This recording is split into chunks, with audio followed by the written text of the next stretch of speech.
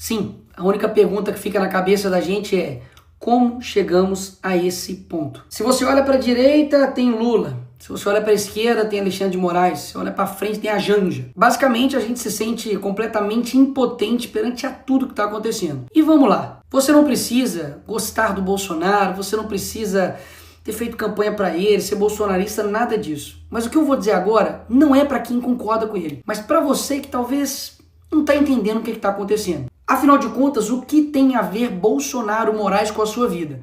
Eu vou te explicar. Basicamente, nós temos hoje um cenário em que um ex-condenado é presidente da República e um ex-presidente da República pode se tornar um condenado. E mesmo que você tenha suas divergências com o Bolsonaro, vai aqui alguns pontos para você pensar. Não precisa concordar não, mas pensa aí. Ele nesse momento está proibido de falar com embaixadores, proibido de usar rede social, sofreu busca e apreensão na sua casa, encontraram aí incríveis $14 mil, usando tornozeleira eletrônica e é obrigado a ficar em casa do 19 às 7 horas da manhã.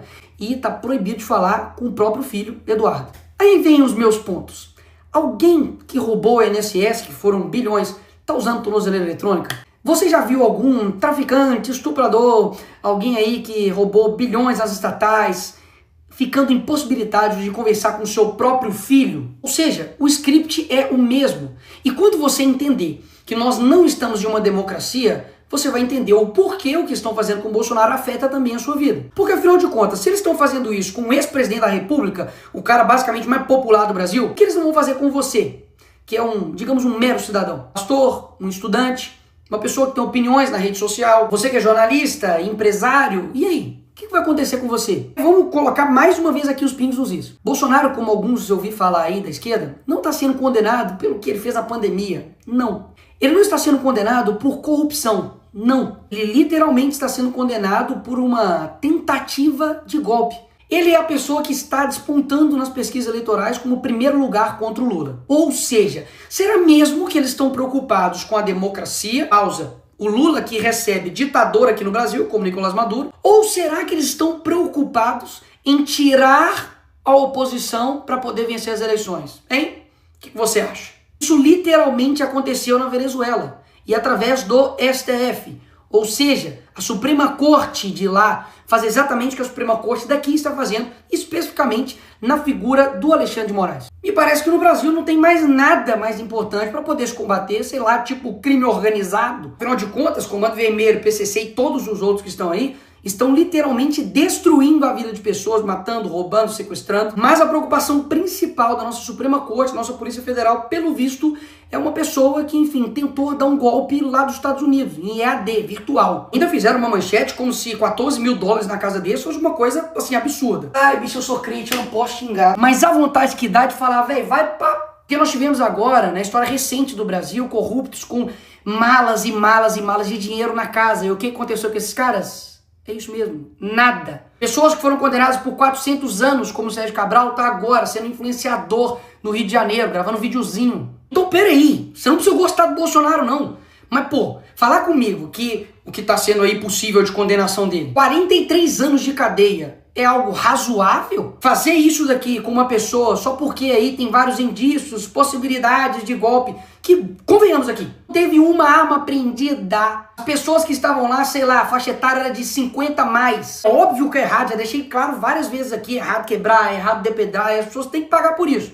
Agora, meter 17 anos em um cara que pegou lá a bola do Neymar autografada, 17 anos, galera. Você pode achar que isso é mentira, mas não, pesquisa aí, duvida do Nicolas. A Débora, que com um batom escreveu perdeu mané. Então essas mesmas pessoas que estão usando a palavra democracia para poder aplicar penas desproporcionais a cidadãos comuns que nunca cometeram um crime antes na vida deles, vão até a casa do Bolsonaro e quer pintar nele um crime de golpe de Estado. Sabe o que é golpe? Golpe é lavar dinheiro, é quebrar estatal, é desviar bilhões de reais. Isso sim é golpe. Sabe o que é golpe? É um juiz que não teve uma caramba de um voto, que não é representante de ninguém e não tem legitimidade para poder tomar as decisões, tomar todas as decisões do Brasil. Ou você não sente isso? De que tudo o Alexandre de Moraes decide. E um ponto importantíssimo, tudo isso aconteceu um dia depois do Donald Trump mandar uma carta assinada por ele em apoio ao Bolsonaro, deixando claro que as perseguições, que tudo que está acontecendo com ele é uma injustiça, é caixas bruxas e, obviamente, poxa, estão fazendo isso para poder tirar ele das eleições. E nessa parte, a esquerda me vem com: ai, e a soberania do Brasil, Nicolas? E a soberania do Brasil? Eu concordo que, óbvio, o Brasil precisa, sim, ser soberano. Mas o que soberania significa, criatura? Significa que o país possa ter autonomia sobre suas decisões.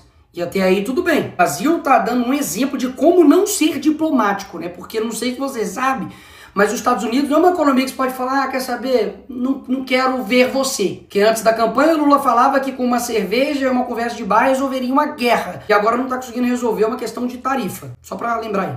Agora, as decisões que os Estados Unidos está tomando nesse momento, ou futuramente possa tomar, como a lei Magnitsky, então até mesmo a taxação que o Trump fez, que no meu vídeo mesmo anterior eu disse que não há o que comemorar, afinal de contas a gente sabe que isso pode sim impactar e muito a nossa economia aqui no nosso país, nada mais está tomando uma decisão de como o seu próprio país irá tratar as questões das importações. Então a narrativa de que isso estaria ferindo a soberania nacional, isso é mais uma narrativa do PT da esquerda. PT esquerda que durante a sua vida inteira mentiu pra você. É o mesmo cara que te prometeu picanha e não entregou nada. Então assim, acreditar em todas as narrativas que a esquerda traz pra você, aí o problema nem é mais a esquerda, meu filho. É o problema é você que acredita nela. Agora, mais uma vez, cá entre nós, vamos recapitular um pouquinho só a história. Lula acabou de pedir pra Cristina Kirchner, que foi condenada por corrupção, a soltura dela. Ele foi lá na Argentina pedir para soltar ela. A Gleisi Hoffmann, que é deputada do PT, não sei se você sabe, mas já foi até a TV árabe para poder pedir para o Lula ser solto. O PT foi em outros órgãos internacionais para poder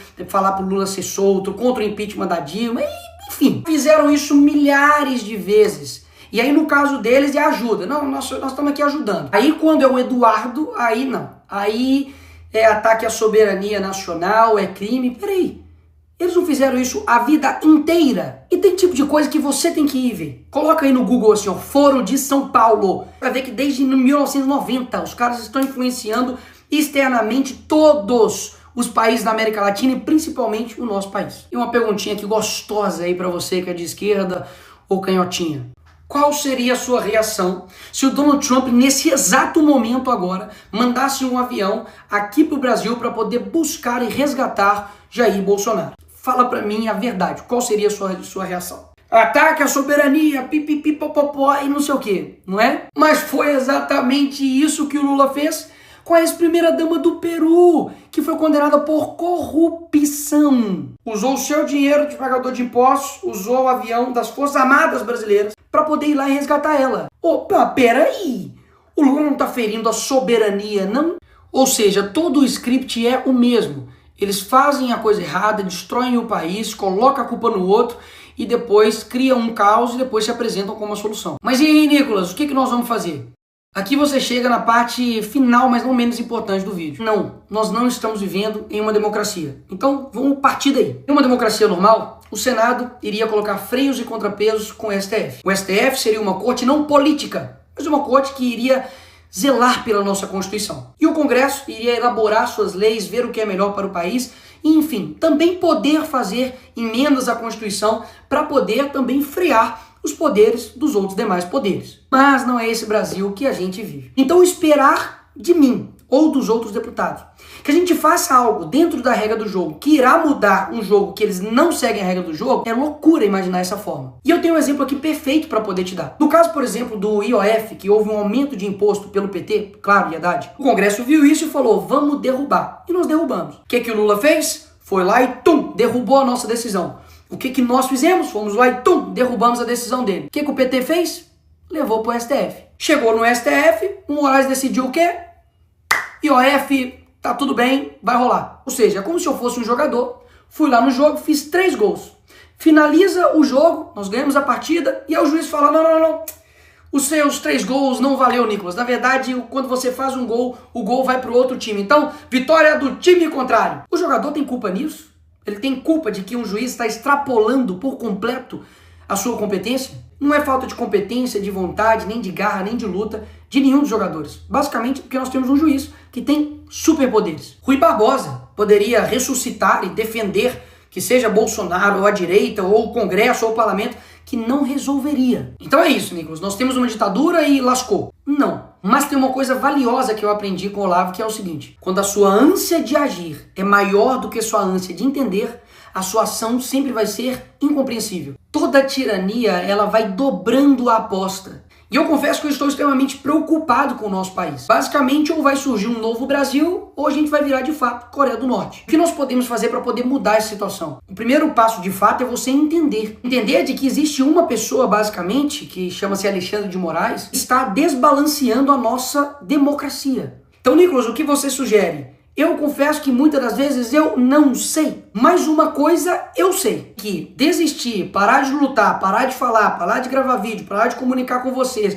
parar de falar a verdade, isso não é o caminho. Então esse é o primeiro passo, de que da mesma forma como eles não desistem, porque você tem a sensação de que tipo, eles não param nunca. Um dia isso, um dia aquilo, parece tipo assim, psicopatas no poder. Mas eles não param. E o que geralmente acontece com a gente, que, poxa, somos pessoas que só querem ter um Brasil legal, cara. Só querem ter um Brasil seguro, só querem ter uma economia punjante, só querem ter empresas que funcionem, trabalhadores que sejam respeitados, pessoas que possam viver a sua vida bem, que estejam, trabalhando para o nosso país. Mas existe uma galerinha que não. Eles não querem que isso aconteça. E eu sei que esses caras não vão largar o osso, amigo. De qualquer jeito, eles vão até o fim. Mas a gente também precisa ir até o fim. E por fim, o ponto mais importante. Eu não tenho dúvidas que Deus não está com os olhos fechados para o que está acontecendo no nosso país. Existem nesse momento agora centenas de pessoas que choram, que estão distantes da família, que estão sendo perseguidos injustamente aqui no nosso país. E muita gente fica calada, muita gente não se move,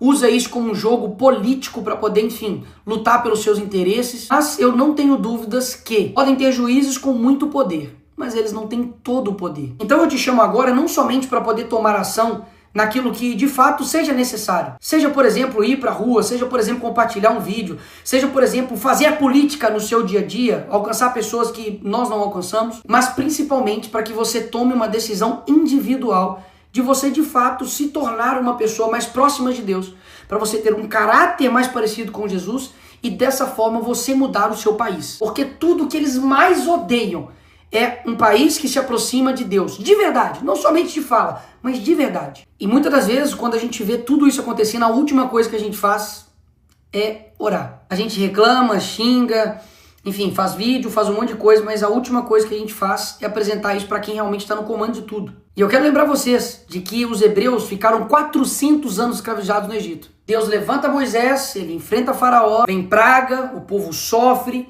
depois ele abre o Mar Vermelho e finalmente Faraó é derrotado e o povo é liberto. O que eu quero dizer com isso? É que existem coisas que a gente não tem condição de saber o que vai acontecer. Coisas que de fato são improváveis e que não estão no nosso controle. Mas o nosso dever é fazer o certo sem esperar que dá certo. Para melhorar, vai ter que piorar muito ainda. Mas eu quero muito saber como é a gente vencer esse pessoal.